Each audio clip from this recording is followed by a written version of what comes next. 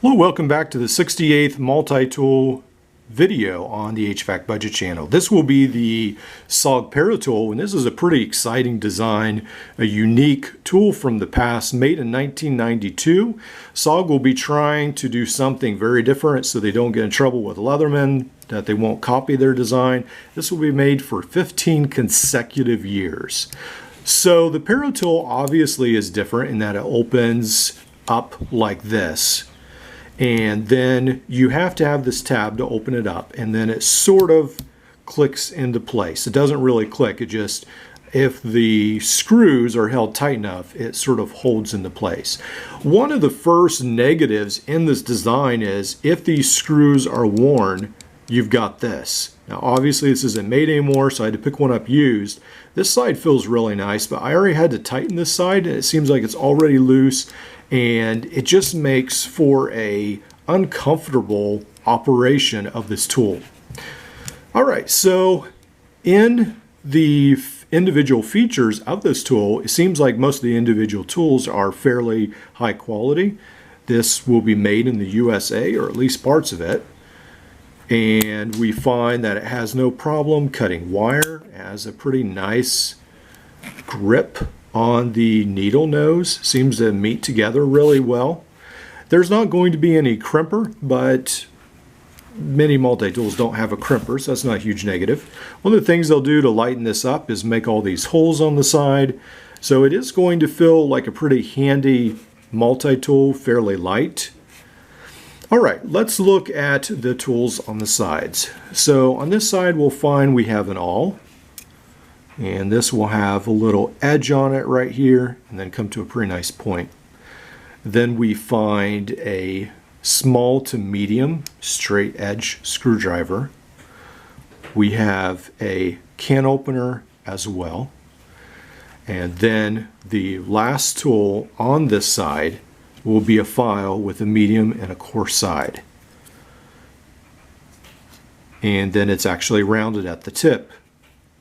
So most companies anymore, I feel like, try to make this a crowbar or a screwdriver, but back then in '92 they definitely did not. All right, so then we have the knife, the full, just a plain edge blade knife, the serrated knife, and then we have the thick plain screwdriver, and then we've got the Phillips, and then we've got the micro. Now, one of the negatives of this tool is that not only, when these get loose, do the handles shake a little bit, or more than a little bit, depending how loose it is. But these screwdrivers, these implements are not locking. So that's great if you're in the UK. This will probably be a UK legal tool for you. But if you're trying to really get this in like a hard, like really use this tool, it just bends over, and that's just sort of disappointing, but it is what is. If it was locking, it actually has a really nice Phillips head on it, but it's not. So that happens, and I'm sure there's ways you can put your finger there, hold it in place, but unfortunately it just slides over. All right, so overall I think this tool has some nice implements in it. I like that it was made in the USA back then. I'm not sure if in the latest variants before they ended it, if it was, but at least at the beginning. You do have the ruler, you have centimeters it looks like as well, and that's pretty much it, the complete multi-tool. It's very light. It is definitely different than Leatherman, but I feel like because it's got the non-locking implements and also just the way it's designed, that more than anything, because original PS2, the PST rather, and the PST2, they were not locking the implements. But this right here, to me, is just a little concerning. I tightened it up, it worked a lot better, but it seems like just using it a couple times, it's already loosened up.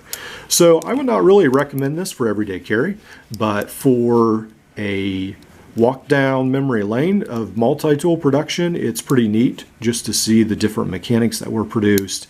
Again, a tool that was designed in '92. I'm not sure which year this one is, but this is the SOG, the SOG Paratool. Like, subscribe, and we'll see you in the next video.